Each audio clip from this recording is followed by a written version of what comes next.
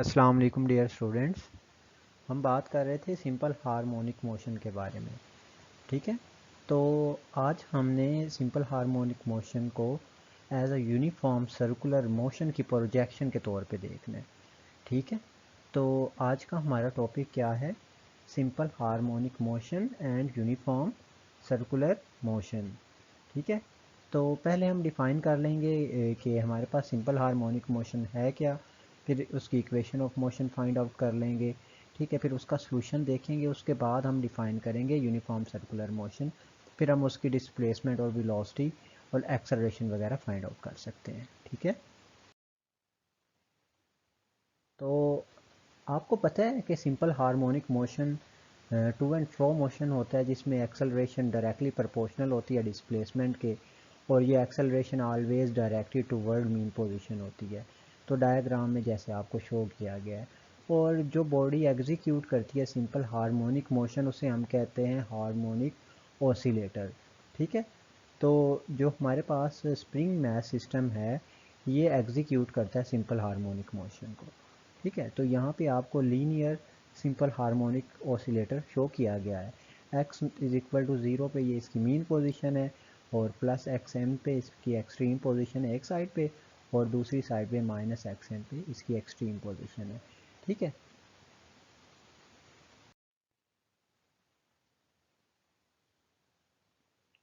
Equation of motion of simple harmonic oscillator.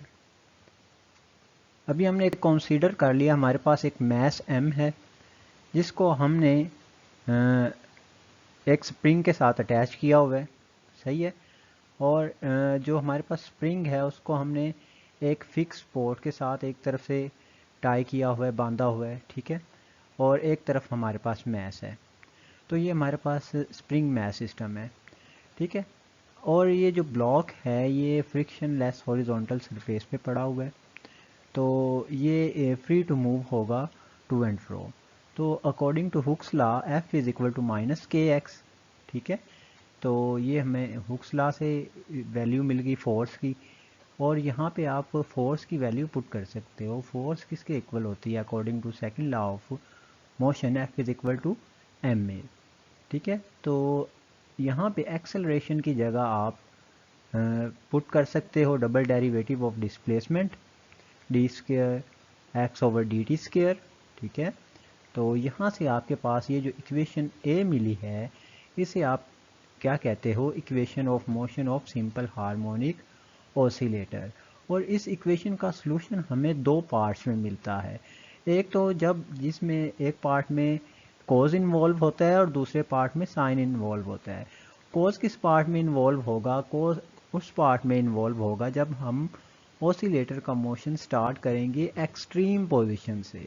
ठीक है, यानी अगर हम एक्स एम से शुरू करेंगे, एक्सट्रीम पोजीशन से मोशन को हम डिस्कस करना शुरू करेंगे। और y is equal to y m sine omega t plus phi, ये उस वक्त मोशन होगा जब हम मीन पोजीशन से मोशन को स्टार्ट करेंगे, यानी x इज इक्वल टू 0 से स्टार्ट करेंगे। ठीक है, तो ये आपने देख लेना है कि हमारे पास इक्वेशन ऑफ मोशन ये जो आई है, इसका सॉल्यूशंस हमारे पास दो हैं, दो पार्ट्स होते हैं। या एक एक्सट्रीम पोजीशन के लिए जिसमें कोज इन्वॉल्व होता है, और दूसरा मीन पोजीशन के लिए जिसमें साइन इन्वॉल्व होता है। अब ये जो इक्वेशन है हमारे पास x square plus y square is equal to r square, ये हमारे पास इक्वेशन ऑफ सर्कल होती है। सही है, तो इससे हमने क्या प्रूव कर दिया यहाँ पे? Hence it may be concluded that simple harmonic motion can be described as the projection of uniform circular motion along a diameter. ठीक है, तो इस तरह हमने प्रूव कर लिया कि सिंपल हार्मोनिक मोशन एक प्रोजेक्शन है हमारे पास यूनिफॉर्म सर्कुलर मोशन के अलोंग द डायामीटर। चलिए, अभी हमने ना वेलोसिटी फाइंड आउट करनी है। तो डिस्प्लेसमेंट हमारे पास सिंपल हार्मोनिक मोशन की अलोंग एक्स एक्सिस क्या होती थी? X is equal to x m cos omega t plus five. ठीक है, अब इस इक्वेशन को जब हम फर्स्ट एक दफ़ा डिफ्रेंशिएट करेंगे तो हमारे पास वेलोसिटी आ जाएगी। तो वेलोसिटी अलोंग एक्स एक्सिस को वी सब एक्स से हम डिनोट करेंगे, इज इक्वल टू आ जाएगा minus omega x m sine omega t plus five. यहाँ पे हमने क्या किया? डिफ्रेंशिएट किया है ठीक है, जो हमारे पास डिस्प्लेसमेंट वाली इक्वेशन है। ठीक है, तो यहाँ पे आप देखें ये जो हमारे पास डेरिवेटिव होता है कोज एक्स का या cos omega t plus five का, वो हमारे पास आ जाएगा minus sine omega t plus five. फिर हमने ओमेगा टी को with respect to time derivate किया तो हमारे पास ओमेगा शुरू में आ जाएगा, तो इसलिए ये माइनस ओमेगा यहाँ पे लगा हुआ है। ठीक है, तो वी एक्स आपके पास क्या आ जाएगा, minus omega x m sine omega t plus five. इसे इक्वेशन वन का नाम दे दें आप, क्योंकि अभी हम वेलोसिटी वाला केस डिस्कस कर रहे हैं तो इक्वेशन को हमने सिरे से नाम देंगे। अब एक चीज़ यहाँ पे बहुत इंपॉर्टेंट है, ये बात आपने याद रखनी है, velocity of point P is along tangent direction.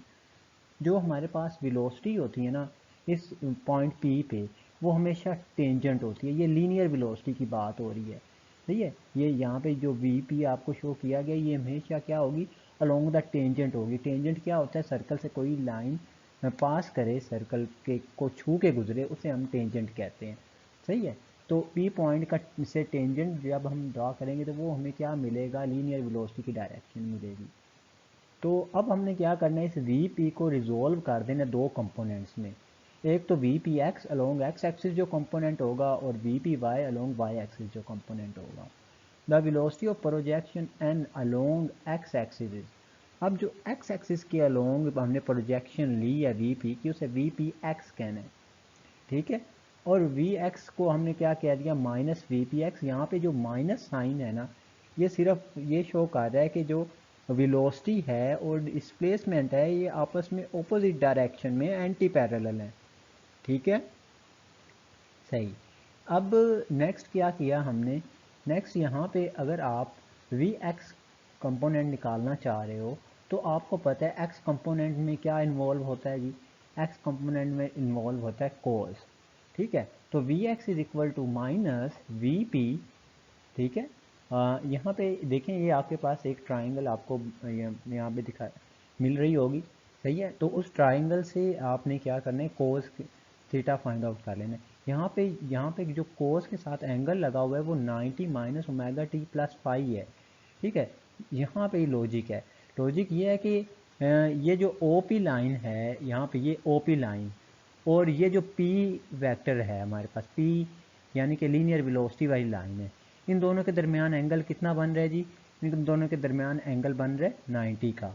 ठीक है, तो जो ये वाला एंगल होगा, यहाँ पे ये जो शो किया गया एंगल, ये हमारे पास 90 minus omega t plus five होगा। ठीक है, 90 में से ये एंगल निकल जाएगा। अभी 90 में से ये एंगल निकला तो हमारे पास क्या बच गया, 90 degree minus omega t plus five. ठीक है, अब यहाँ पे ये अगर आप कोज अल्फ़ा माइनस बीटा का फॉर्मूला लगाते हैं तो आपके पास जो आंसर मिलेगा वो आपको साइन की फॉर्म में मिलेगा। ठीक है, तो आपके पास आंसर आ गया sine omega t plus five. तो वी एक्स की वैल्यू आपके पास आ गई, v x is equal to minus v p sine omega t plus five. अब आपको पता है कि लीनियर जो वेलोसिटी है, लीनियर वेलोसिटी और एंगुलर वेलोसिटी का क्या रिलेशन होता है। ठीक है, लीनियर वेलोसिटी को v से डिनोट करते हैं, ये इज इक्वल टू होती है हमारे पास आर ओमेगा के इक्वल। किसके इक्वल होती है, आर ओमेगा। ठीक है, तो यहाँ पे हमने क्या किया है, ये इक्वेशन यहाँ पे पुट कर दी है। ठीक है, यहाँ पे हमारे पास है जी वी पी है, वी पी की जगह हमने क्या यहाँ पे रेडियस आर लिया हुआ है, कैपिटल आर, तो आर ओमेगा पुट कर दिया, तो आपके पास वी एक्स आ गया minus r omega sine omega t plus five. इसे इक्वेशन टू कह देना है आपने। अब आप कंपेयर करो इक्वेशन वन और इक्वेशन टू को, तो आपको क्या पता चलेगा कि ये दोनों इक्वेशन आइडेंटिकल हैं। ठीक है, और प्रोजेक्शन जो n है वो एग्जीक्यूट करेगी simple harmonic motion on diameter of circle, सही है, जबकि radius of circle is equal to the amplitude of oscillator. वही कंडीशन आ गई। यहाँ पे देखें इक्वेशन वन में क्या है, minus omega x m sine omega t plus five, और इक्वेशन टू में हमारे पास क्या है, v x is equal to minus r omega. ठीक है, यहाँ पे सिर्फ आर है, सही है, माइनस ओमेगा उधर भी है इधर भी है, सिर्फ आर का डिफरेंस है कि ये जो एम्पलीट्यूड है यहाँ पे एक्स एम है हमारे पास ऑसिलेटर वाले केस में, और इस केस में हमारे पास क्या है, हमारे पास आर है। ठीक है, कैपिटल आर। ठीक है, यही यहाँ पे बताया हुआ है, दोनों इक्वेशन आइडेंटिकल हैं, डिफरेंस कहाँ पे है, आर इज इक्वल टू जब एक्स एम होता है तो। ठीक है, तो ये आपने वेलोसिटी वाला देख लिया हमने। अब वेलोसिटी का जो एक कंपोनेंट है लॉन्ग एक्स एक्सिस वो फाइंड आउट किया है। नेक्स्ट स्लाइड में हम लॉन्ग वाई एक्सिस के लिए फाइंड आउट करेंगे।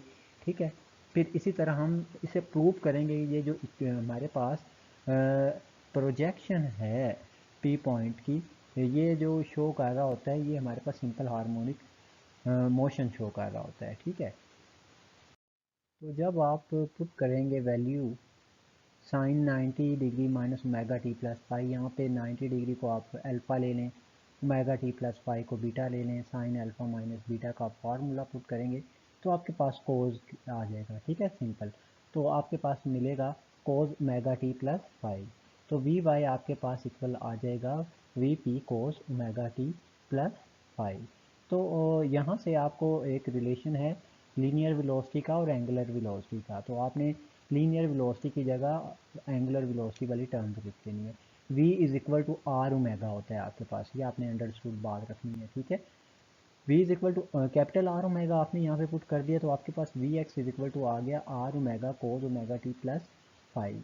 अब जब आप कंपेयर करते हो इक्वेशन 3 और इक्वेशन 4 को, आप देखोगे दोनों इक्वेशन आइडेंटिकल हैं, सिर्फ फ़र्क आ रहा है वाई एम और कैपिटल आर का। तो इससे हमें क्या पता चला, comparison of equation 3 and 4 shows both equations are identical and projection q will execute simple harmonic motion on diameter of circle when radius of circle is equal to the amplitude of harmonic oscillator। अब देखें r is equal to y m अगर हम put कर देंगे तो दोनों equation full same हो जाएंगी। ठीक है, कोई भी इसमें फ़र्क नहीं रहेगा। सही है, तो यही हमने काम किया था अलोंग एक्स एक्सिस जब हम फाइंड आउट कर रहे थे वेलोसिटी। अब अलोंग वाई एक्सिस जब हमने वेलोसिटी फाइंड आउट किया तो वो भी यही काम किया है। ठीक है, अब हम हमारे पास ये जो इक्वेशंस आ गई हैं, हमारे पास जो इक्वेशन आई हैं इक्वेशन 2 और इक्वेशन 4। ठीक है, इक्वेशन 2 में हमारे पास वैल्यू थी वी स्क्र वी एक्स की। ठीक है, जो वी एक्स की वैल्यू थी, और इक्वेशन 4 में हमारे पास वी वाई की, यानी वेलोसिटी जो along y axis y component था उसकी वैल्यू थी। अब हमने इक्वेशन 2 और इक्वेशन 4 को स्केयर किया, पहले स्केयर करने के बाद उनको ऐड किया तो हमारे पास ये सिंपल सी इक्वेशन आ गई। ये आ गई v x square plus v y square is equal to r square omega square. तो ये भी हमारे पास इक्वेशन ऑफ सर्कल होती है। ठीक है, और हम इससे ये कंक्लूड कर सकते हैं कि सिंपल हार्मोनिक मोशन को आप डिस्क्राइब कर सकते हो as projection of uniform circular motion along a diameter. ठीक है, तो इसी तरह आप एक्सेलरेशन के लिए भी रिलेशन निकालोगे। ठीक है, तो ये आपका होमवर्क है कि आपने एक्सेलरेशन के लिए इसका रिलेशन निकालना है, और उसका भी इसी तरह का रिलेशन आएगा कि इक्वेशन ऑफ सर्कल हमें एंड पे मिलेगी।